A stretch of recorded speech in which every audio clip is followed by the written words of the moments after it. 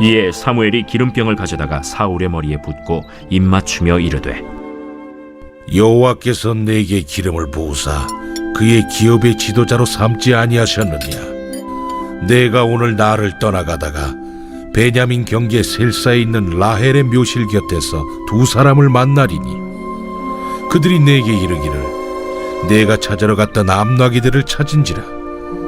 내 아버지가 암나기들의 염려는 놓았으나 너희로 말미암아 걱정하여 이르되 내 아들을 위하여 어찌하리요 하더라 할 것이요. 내가 거기서 더 나아가서 다볼 상수리 나무에 이르면 거기서 하나님을 배우려고 베델로 올라가는 세 사람을 만나리니 한 사람은 염소 새끼 셋을 이끌었고 한 사람은 떡 세 덩이를 가졌고 한 사람은 포도주 한 가죽 부대를 가진 자라. 그들이 내게 문안하고 떡 두 덩이를 주겠고 너는 그의 손에서 받으리라. 그 후에 내가 하나님의 산에 이르리니 그곳에는 블레셋 사람들의 영문이 있느니라. 내가 그리로 가서 그 성읍으로 들어갈 때에 선지자의 무리가 산당에서부터 비파와 소고와 저와 수금을 앞세우고 예언하며 내려오는 것을 만날 것이요. 내게는 여호와의 영이 크게 임하리니 너도 그들과 함께 예언을 하고 변하여 새 사람이 되리라. 이 징조가 내게 임하거든 너는 기회를 따라 행하라. 하나님이 너와 함께 하시느니라. 너는 나보다 앞서 길갈로 내려가라. 내가 네게로 내려가서 번제와 화목제를 드리리니 내가 네게 가서 내가 행할 것을 가르칠 때까지 7일 동안 기다리라. 그가 사무엘에게서 떠나려고 몸을 돌이킬 때 하나님이 새 마음을 주셨고 그날 그 징조도 다 응하니라. 그들이 산에 이를 때에 선지자의 무리가 그를 영접하고 하나님의 영이 사울에게 크게 임함으로 그가 그들 중에서 예언을 하니 전에 사울을 알던 모든 사람들이 사울이 선지자들과 함께 예언함을 보고 서로 이르되, 기스의 아들에게 무슨 일이 일어났느냐? 사울도 선지자들 중에 있느냐? 그곳에 어떤 사람은 말하여 이르되, 그들의 아버지가 누구냐? 한지라. 그러므로 속담이 되어 이르되, 사울도 선지자들 중에 있느냐 하더라.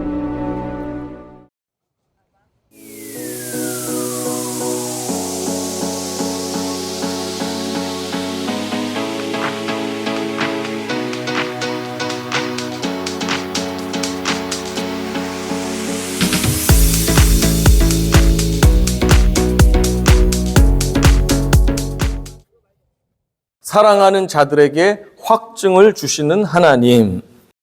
하나님께서 택하시고 부르시고 사랑하시는 우리들에게 확신과 확증을 보여주신다고 여러분 믿으십니까? 아멘. 믿습니다. 우리는. 하나님께서는 당신이 사랑하셔서 택하고 부르신 자에게 삶에 있어서 확신도 주시고 확증도 보여주십니다. 이것이 사실인지 오늘 본문을 통해서 확인해 보겠습니다. 자, 1절부터 함께 읽어봅니다. 시작. 이에 사무엘이 기름병을 가져다가 사울의 머리에 붓고 입맞추며 이르되, 여호와께서 내게 기름을 부으사 그의 기업의 지도자로 삼지 아니하였느냐? 사무엘이 드디어 사울의 머리에 기름을 부었습니다. 기름을 붓는다는 것은 그 사람을 특별하게 구별한다는 뜻이죠. 하나님께서 택하셔서 구별할 때 기름을 붓습니다. 이스라엘에서 기름을 붓는 직분이 세 가지가 있다고 지난 성경 공부 시간에 말씀드렸습니다. 무엇입니까? 자, 기억해 보세요. 첫째, 선지자. 하나님의 뜻을 받아서 이스라엘에게 그 뜻을 전달해 주는 선지자는 기름 부음 받는 사람입니다. 두 번째, 제사장. 인간들을 대신해서 하나님 앞에 나아가서 죄 용서를 구하는 사람이 제사장입니다. 세 번째 기름 부음 받는 사람은 왕입니다. 하나님을 대신해서 하나님의 백성들을 돌보고 나라를 다스리는 그 왕을 하나님께서는 기름 부어 주십니다. 자, 지난번에 배웠는데 한 사람은 한 가지 직분만 할 수가 있습니다. 그죠? 아무나 왕 되는 것도 아니지만 왕이 된다 해도 내가 왕도 되면서 제사장도 되면서 여러 가지를 할 수가 없는데 오직 단 한 분만이 삼중직이라고 해서 선지자, 제사장, 왕의 이 직분을 모두 받은 분이 있습니다. 누굽니까? 예수 그리스도죠. 예수 그리스도만이 이 모든 세 가지 삼중직을 받으신 유일하신 하나님이셨습니다. 예수님은 하나님의 뜻을 완벽하게 전했던 선지자였습니다. 완벽한 선지자.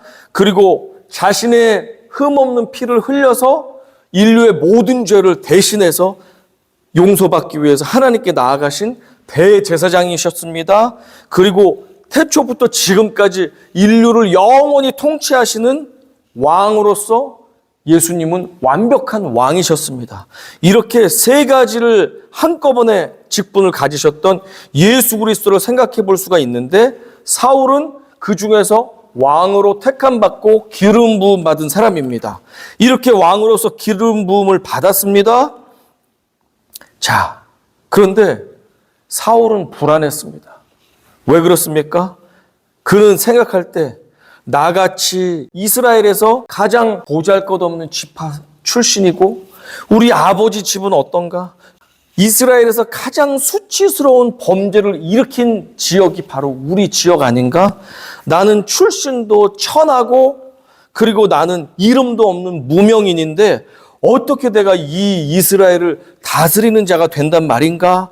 하면서 사울은 기름을 부음받긴 했지만 자신이 없었습니다. 내가 왕이라는 것이 실감이 나지 않았습니다.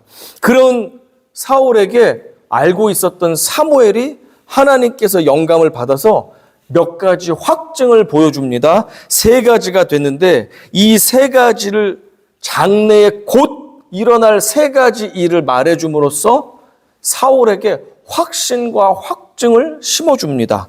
그 세 가지 내용이 무엇이냐면 사무엘이 이렇게 말해줍니다. 사울, 당신이 이제 곧 길을 떠나면 이 세 부류의 사람들을 만나게 될 것입니다. 첫 번째, 라헬의 묘실 곁에 두 사람이 있을 텐데 그 두 사람을 만났을 때 그 사람들이 당신에게 이렇게 말할 것입니다. 사울, 암나귀들은 찾았으니 걱정하지 마세요. 그리고 당신의 아버지가 당신의 안녕을 걱정하고 계십니다. 라고 말할 것이라는 것입니다. 두 번째, 그리고 더 길을 지나가다 보면 다볼의 상수리 나무 근처에서 세 부류의 사람을 만날 것인데 한 사람은 염소를 가지고 있고 한 사람은 떡덩이들을 가지고 있습니다. 빵 같은 것들을. 그리고 한 사람은 가죽 부대에 포도주를 가지고 있을 것인데 그 중에서 떡을 가진 사람이 당신에게 떡 두 덩이를 줄 것입니다. 라고 예언을 해 주었습니다. 세 번째, 그리고 나서 더 진행을 하다 보면 하나님의 산 밑에서 마침 산에서 예배를 드리고 내려오는 선지자 무리들을 만날 것인데 그 사람들이 악기를 불면서 하나님을 찬양하면서 그렇게 내려올 것입니다. 그때 당신이 변화되어서 성령의 충만함을 받고 변화되어서 당신이 하나님의 뜻을 예언할 것입니다. 라고 말해 주었습니다. 그리고 이렇게 구체적으로 말해준 것들이 정말 일어나야지 하나님의 뜻이 되는 거잖아요. 왕으로 기름 부었다는 것을 증명해 준다는 그 사건이 이렇게 구체적인데 어떻게 되었을까요? 정말로 그 일이 일어났습니다. 같은 날 일어나게 되었습니다. 첫 번째 장소에 갔더니 정말 그 장소에 어떤 두 사람들이 당신 아버지의 나귀를 찾았습니다. 어떻게 알고 그 이야기를 하는지 모르겠습니다. 그리고 아버지께서 걱정하십니다. 라는 말을 정말로 해 주었습니다. 두 번째 장소에 갔더니 염소 가지고 있는 사람, 떡 가지고 있는 사람, 포도주를 가지고 있는 사람 세 사람을 만났는데 그 중에 떡 두덩이를 얻는다고 했잖아요. 정말로 이 사람이 희한하게 떡 두덩이를 주는 것입니다. 배고프죠? 하면서 떡 두 덩이를 줍니다. 그러고 나서 하나님의 산 밑에 갔더니 정말로 선지자 무리들이 악기를 불면서 기도하면서 막 내려오는데 그때 성령이 임하셔가지고 사울도 같이 그 틈에 껴서 하나님의 그 예언을 같이 하고 있는 거예요. 마치 어떤 성도가 갑자기 예배단 위에 올라와서 제 옆에서 같이 하나님을 찬양합시다 하면서 막 찬양을 부르니까 얼마나 깜짝 놀랍니까? 그런 일이 실제로 일어나게 되었습니다. 9절 한번 보겠습니다. 시작. 그가 사무엘에게서 떠나려고 몸을 돌이킬 때에 하나님이 새 마음을 주셨고 그날 그 징조도 다 응하니라. 그날 그 징조가 다 응했다.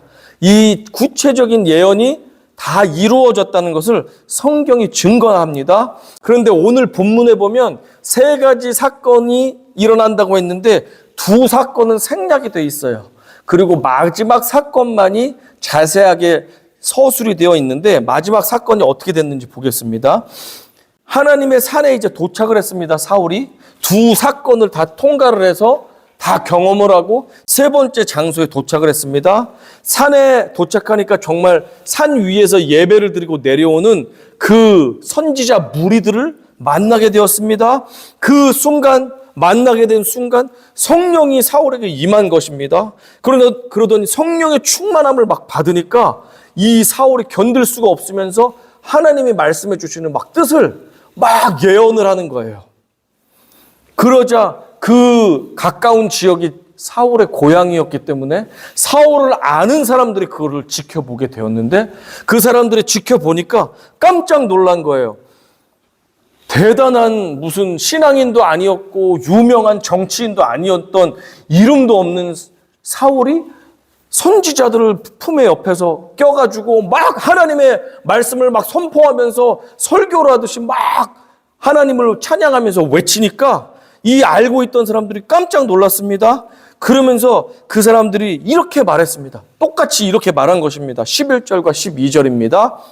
전에 사울을 알고 있던 모든 사람들이 사울이 선지자들과 함께 예언함을 보고 서로 이르되 기스의 아들에게 무슨 일이 일어났느냐 사울도 선지자들 중에 있느냐 하고 그곳에 어떤 사람은 말하여 이르되 그들의 아버지가 누구냐 한지라 그러므로 속담이 되어 이르되 사울도 선지자들 중에 있느냐 하더라.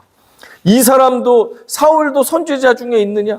야, 사울이 선지자였어? 사울이 선지자야. 왜 선지자같이 예언을 하면서 저렇게 하는 거야? 사람들이 수군수군하니까 같이 말하잖아.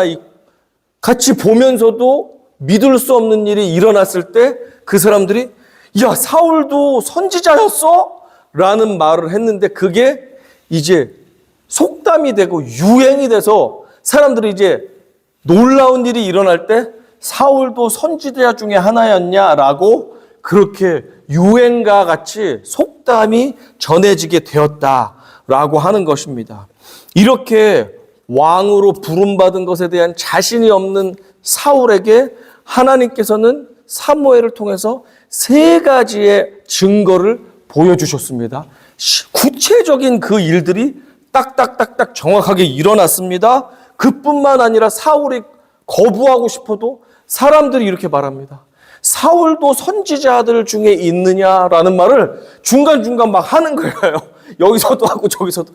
그러니까 사울이 이것을 거부할 수가 없잖아요. 하나님이 나를 왕으로 불렀다는 것을 오죽하면 내가 선지자들처럼 예언하는 일까지 이렇게 일어나고 사람들까지 막 그것을 증언하니까 자기가 거부할 수 없게 이 일을 받아들이게 되었던 것입니다. 이처럼 사울이 자격 없는 사람이잖아요. 그 집안도 미미하고 그 중에 친척들은 범죄자들도 있고 그런 형편없는 집안 출신이라 할지라도 하나님이 그를 택하시고 사용하신다면 그것으로 충분합니다. 그리고 그가 자신 없다면 하나님께서 내가 너를 택하였다. 내가 너를 택하고 불렀고 너를 사랑한다. 너를 사용하기 원한다. 라는 것을 자신 없어 할 때 하나님은 우리에게 확신을 주시고 확증을 주시는 하나님이십니다. 이 역사는 옛날에도 그렇고 오늘날에도 마찬가지입니다. 우리 역시 대단한 집안 사람이 얼마나 있고 얼마나 학식과 얼마나 자산이 대단히 많고 얼마나 자랑할 것이 많습니까? 없잖아요. 자격이 없는데도 불구하고 하나님의 그 영원하신 아버지의 자녀로 삼아주시고 우리가 흉악한 죄를 과거에 많이 지었지만 용서해 주시고 지금도 죄악 가운데서 씨름하고 살아가지만 용납해 주시고 품어주시고 다시 한번 기회를 주시는 그 귀하신 하나님, 우리를 부르신 그 하나님은 자신 없어하는 우리들에게 확신도 주시고 확증도 주시는 하나님이심을 믿으시기 바랍니다. 자, 하나님께서는 과거부터 확증을 해주셨는데 파라오의 명령에 따라서 히브리 노예들이 너무 많이 생기니까 남자애들은 다 죽여버려라 라는 명령이 떨어졌고 모세의 부모님에게도 예외가 될 수 없었습니다. 아기가 숨겨서 키우려고 했는데 우렁차게 우니까 어떻게 할 수가 없어서 걸리면 온 가족이 살해당하고 사형당하는 그런 위태로운 순간에 그 부모님이 기도를 한 다음에 하나님 이 아이를 책임져 주세요 하고 나일강에 갈대 바구니에다가 넣어서 강물에 띄웠습니다. 이 아이의 인생은 생명은 이제 하나님 손에 달려 있는데 하나님께서는 정말로 놀랍게 이 아이가 바로의 공주의 손에서 건짐받게 되었고 이 아이가 왕궁에 들어가서 왕자로 살 수 있게끔 하나님이 역사하셨습니다. 모세가 장성했습니다. 이집트의 왕자로서 살아가는데 하루는 자신의 동족들은 피라밋을 짓고 막 그런 건축을 하면서 막 학대를 받았잖아요.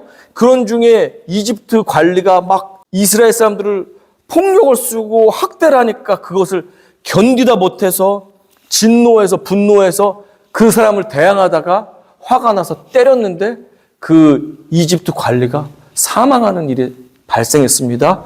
그래서 이집트 왕자긴 하지만 이 노예를 억제하고 제압하는 게 아니라 같은 편인 이집트 관리를 때려 죽인 것에 대해서 반역죄가 성립되기 때문에 이 모세는 두려움에 떨었고 그 자리에서 도망자가 될 수밖에 없었습니다. 광야로 도망을 갔습니다. 그래서 아무도 모르게 광야에서 숨어서 40년간을 살고 있던 어느 날 하나님께서 양치는 그 하루 하나님께서 나무 가운데서 찾아오셨는데 나무가 불이 나는데 실제로는 타진 않는 것입니다. 신기한 나무, 불타는 떨기나무에 하나님께서 찾아오셔서 모세를 불렀습니다. 모세야. 모세를 부르셔서 사명을 주십니다. 너는 내가 택했다. 너는 지금 고통받는 이스라엘 백성들에게 찾아가서 구원자가 되어야 된다. 그들을 바로의 손에서 해방시켜서 나를 예배할 수 있게 네가 구원자가 되어야 된다라고 명령해 주셨습니다. 그러니까 자기는 도망자 신세고 거기에 가면 잡혀서 죽임 당할 수밖에 없는데 무슨 내가 이집트로 돌아갑니까? 구원자입니까? 말도 안 됩니다. 말도 안 됩니다. 하는데 하나님께서는 두려워하며 자신 없어하는 모세에게 몇 가지 증거를 보여주셨는데 첫 번째, 너의 지팡이를 한번 던져보아라. 예, 던졌더니 지팡이가 뱀으로 변한 것입니다. 어떻게 이런 일이 일어나지? 두 번째, 너의 손을 네 옷 속에 품 속에 넣어보아라. 네, 하고 넣었습니다. 꺼내보아라. 꺼냈더니 손이 나병이 걸린 것 같이 곰팡이가 쓴 것 같이 하얗게 변질이 된 거예요.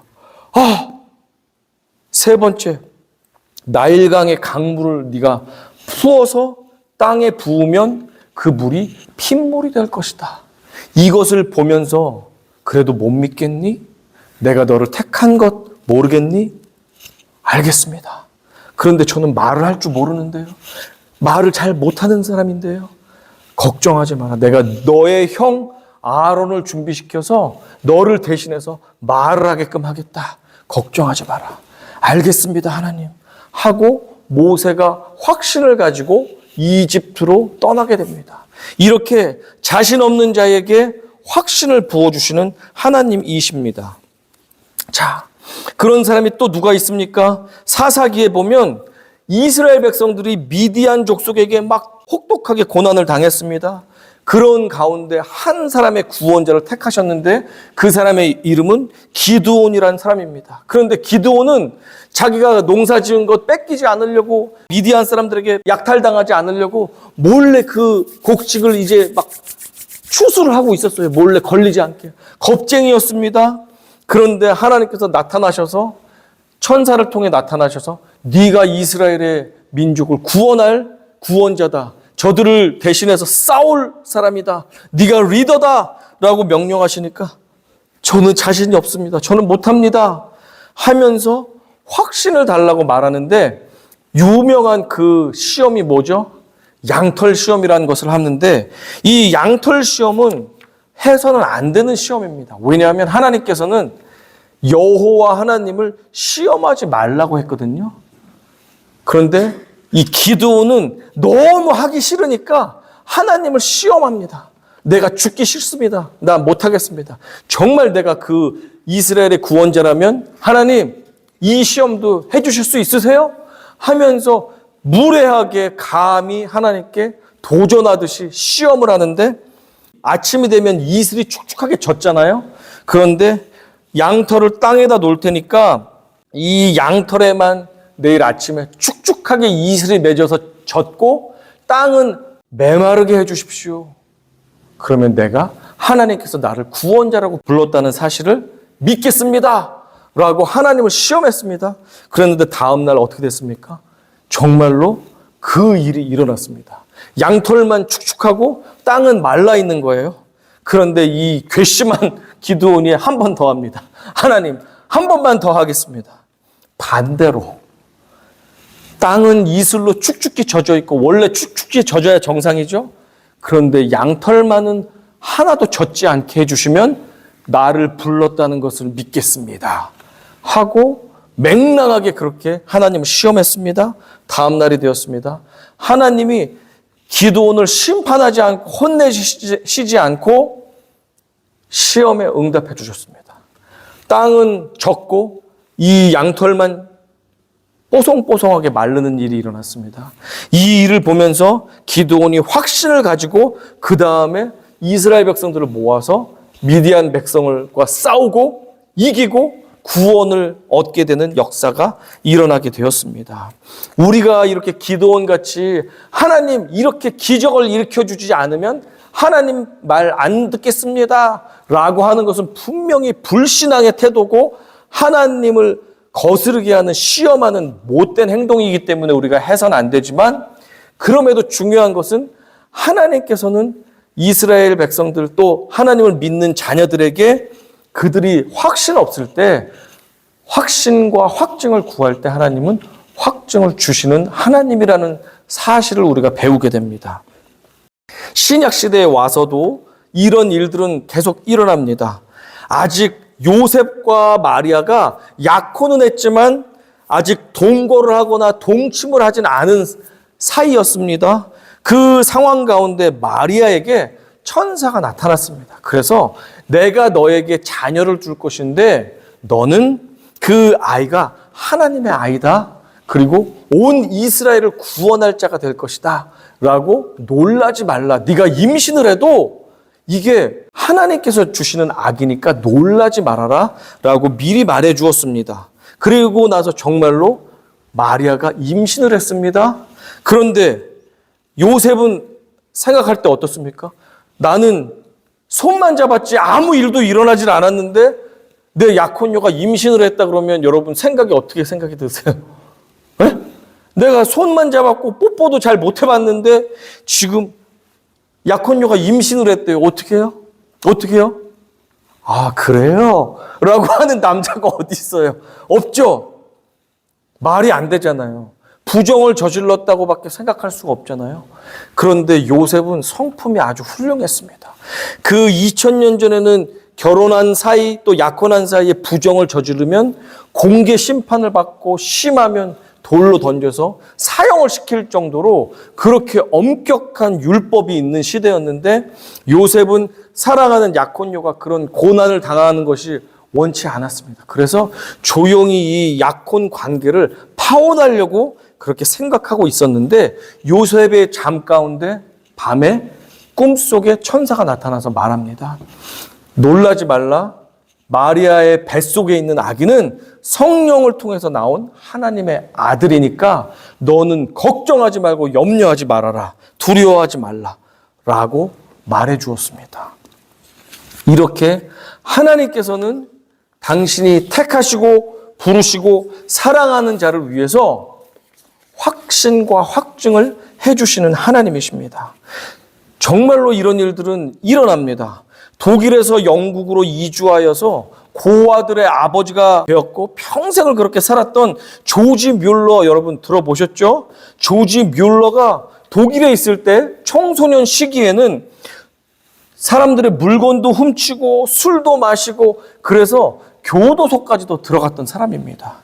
그런데 그가 20살 때 기도 모임을 통해서 예수님을 영접하게 되었고 그리고 신학을 공부하게 되었습니다. 그러다가 영국으로 이주를 하게 되었는데 영국으로 간 뮬러는 영국에 방치된 고아 아이들이 많다는 사실을 알게 되었습니다.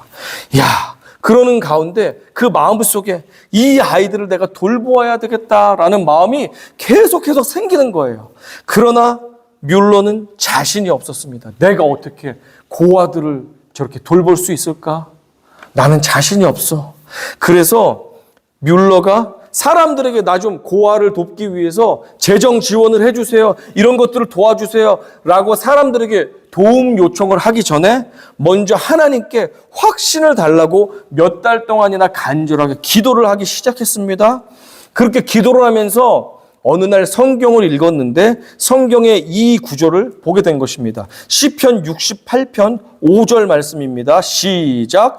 그의 거룩한 처소에 계신 하나님은 고아의 아버지시며 과부의 재판장이시라.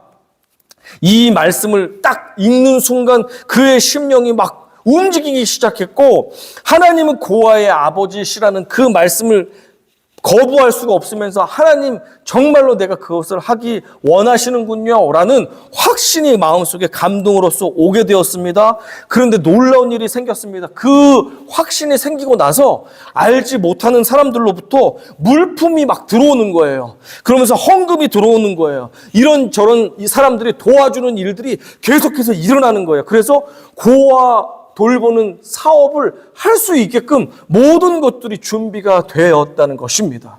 그러니까 이 뮬러가 거부할 수 없는 이 확신을 받게 되면서 5만 번 기도 응답받은 사람이라고 유명하게 알려지고 있는 이 뮬러의 그 고아 사역이 시작되게 된 것입니다. 뮬러가 이렇게 고백했습니다.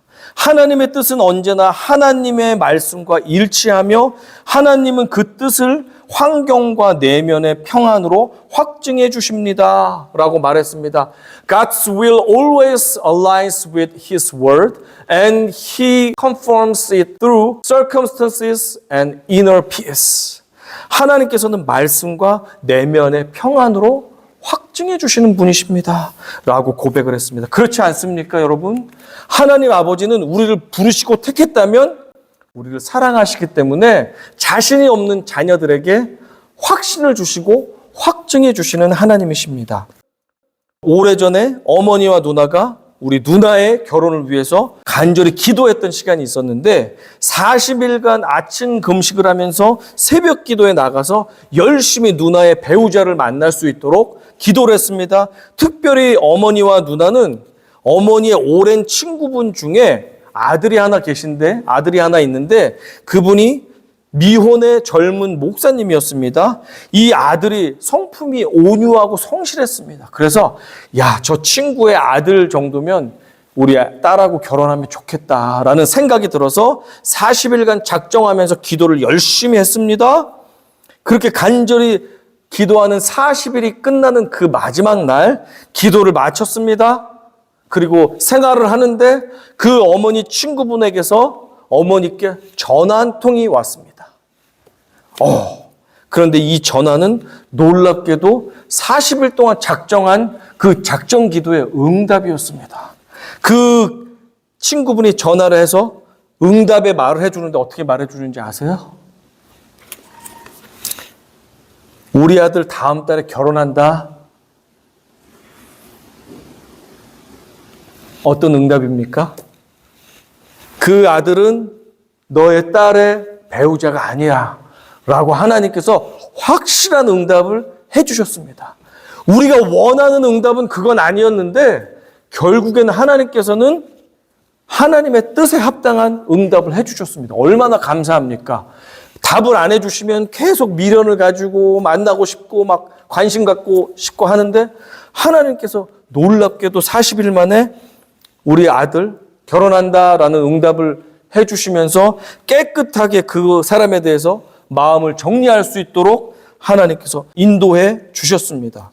이렇게 하나님께서는 당신이 택하시고 부르시고 사랑하는 그 사람들을 위해서 그들이 자신이 없을 때 그럴 때 하나님은 확신을 주시고 확증을 주시는 우리 하나님이심을 여러분 믿으시기 바랍니다. 그러니 여러분 어떤 일이 자신이 없습니까? 이것을 내가 해야 되나 말아야 되나 어떻게 해야 되나 잘 모르겠으면 하나님께 먼저 하나님 이것이 하나님이 기뻐하시는 뜻인지 아닌지 확신을 주십시오 라고 하면 하나님께서 우리에게 분명히 확신도 주시고 확실한 증거도 우리에게 보여주실 것입니다. 우리가 구해야 할 최고의 확증은 기드온의 양털 시험과 같은 요술과 같은 그런 확증이 아닙니다. 홍해가 갈라지는 기적을 주세요. 그런 것은 인생에 한 번, 많으면 두 번이면 충분합니다. 항상 그렇게 확증을 구할 수도 없고 하나님은 주시지도 않습니다. 우리가 일상에서 정말 확실한 확증을 구하길 원한다면 여러분 이렇게 구하십시오. 하나님, 나를 위해서 목숨을 바치신 그 예수 그리스도, 나와 동행하시고 내 마음에 함께 살아계시는 예수 그리스도가 내 심령 가운데 차고 넘쳐서 내가 거부할 수 없게 해주세요. 예수 그리스도의 영을 내게 부어주신다면 내가 믿고 순종하겠습니다 라고 기도하십시오. 예수의 영을 내게 부어주세요. 그러면 내가 어떤 일을 만나든지 내가 어떤 일을 만나든지 누구를 대하든지 언제 어디서 무엇을 하든지 내가 담대하게 하나님과 함께 달려나가겠습니다 라고 기도하실 때 하나님은 우리에게 예수의 영으로 차고 넘쳐서 확신을 주십니다. 예수가 함께 있으면 우리가 사망의 골짜기를 가도 뭐가 두렵습니까? 하나님이 허락하시면 가는 것이고 막으시면 돌아오면 되는 것 아닙니까? 예수만 함께 하시면 못할 것이 무엇이 있습니까? 그런데 예수의 성령이 함께하지 못할 때 우리는 꽃길을 가도 두렵습니다. 여기서 자빠질까 넘어질까, 넘어졌는데 뒤통수가 깨질까, 우리는 코가 깨질까 하면서 염려하게 됩니다. 그러나 예수가 함께 있으면 아무리 가시밭길, 좁은 길, 아무리 험난한 길, 위험한 사람들을 만나도 우리는 담대하게 나아갈 수가 있습니다. 로마서 8장 37절부터 우리 함께 한 목소리로 고백해 보겠습니다. 그러나 이 모든 일에 우리를 사랑하시는 이로 말미암아 우리가 넉넉히 이기느니라. 내가 확신하노니 사망이나 생명이나 천사들이나 권세자들이나 현재일이나 장래일이나 능력이나 높음이나 깊음이나 다른 어떤 피조물이라도 우리를 우리 주 그리스도 예수 안에 있는 하나님의 사랑에서 끊을 수 없느니라. 우리의 심령이 예수로 충만하다면 내가 언제 어디서 무엇을 하든지 누구를 만나든지 나를 해치려고 하는 사람을 만난다 할지라도 때로는 내가 죽을 것 같은 강물, 고난의 강물을 건너고 있는 중이라 할지라도 우리는 결코 그것 때문에 넘어지지 않을 것입니다. 강물에 휩쓸려 가지 않을 것입니다. 결국에 우리는 죽을 것 같지만 인내할 수 있습니다. 그리고 그 끝은 주님과 함께 승리가 기다리고 있다는 사실을 결국에는 보게 될 것입니다. 마지막으로 한 구절만 더 읽고 말씀 마치겠습니다. 자, 시작. 내가 그리스도와 함께 십자가에 못 박혔나니 그런즉 이제는 내가 사는 것이 아니요 오직 내 안에 그리스도께서 사신 것이라. 이제 내가 육체 가운데 사는 것은 나를 사랑하사 나를 위하여 자기 자신을 버리신 하나님의 아들을 믿는 믿음 안에서 사는 것이라. 그렇습니다. 이제 내가 사는 것은 내 마음대로 내가 하고자 하는 대로 내 뜻대로 사는 것이 아니라 나를 위해 죽으신 그 예수님, 나는 원래 죽어야 되는데 예수께서 덤으로 내 인생을 살게 해주셨으니 덤으로 사는 인생, 예수님의 뜻대로 예수님께 영광 돌리면서 나는 살겠습니다 하는 심정으로 살아갈 때 예수께서 우리를 이끌어 주신다는 것입니다. 그러면 예수의 영으로 충만하면 우리가 사망의 골짜기를 갈지라도 두려워하지 않습니다. 때로는 넘어지고 다치고 깨진다 할지라도 그것이 끝이 아니라는 것을 우리는 너무나도 잘 알기 때문에 그것을 이겨낼 수가 있고 승리할 수 있습니다. 최종 목적지가 어디예요? 하나님의 품에 가는 거잖아요. 아직 최종 목적지가 다다랐지 않았지만 그 가운데 있는 여정들, 과정들이 험난하기도 하고 아프기도 하고 괴롭기도 하지만 그것은 과정일 뿐임을 알기 때문에 우리는 끝까지 주님의 영이 충만하면 어떠한 것도 이겨낼 수가 있습니다. 그러니 저와 여러분 확증을 구하기 원하고 무엇보다도 예수의 영이 충만하게 하시면 내가 어떤 상황이 있다 할지라도 내가 이겨낼 수 있습니다. 주님, 예수의 영을 주십시오. 양털에 물이 축축하게 있으면 따라가겠습니다. 이것은 믿음 없고 불신앙의 사실은 간구 아닙니까? 그러나 우리는 확실하게 신앙을 가지고 예수님만 함께 있으면 내가 어떠한 길도 가겠습니다 라는 확신과 용기와 담대함을 가지고 그 대신 예수의 영을 부어주십시오. 내가 담대히 갈 수 있게 성령을 부어주십시오 라고 간구할 때 하나님께서 과거부터 지금까지 확신과 확증을 주셨던 우리 주님께서 우리에게 성령의 충만함을 통해서 거부할 수 없게 주님의 사명에 동참할 수 있게 이끌어 주실 것을 확실히 믿으시는 우리 모두가 되기를 축원합니다. 아멘.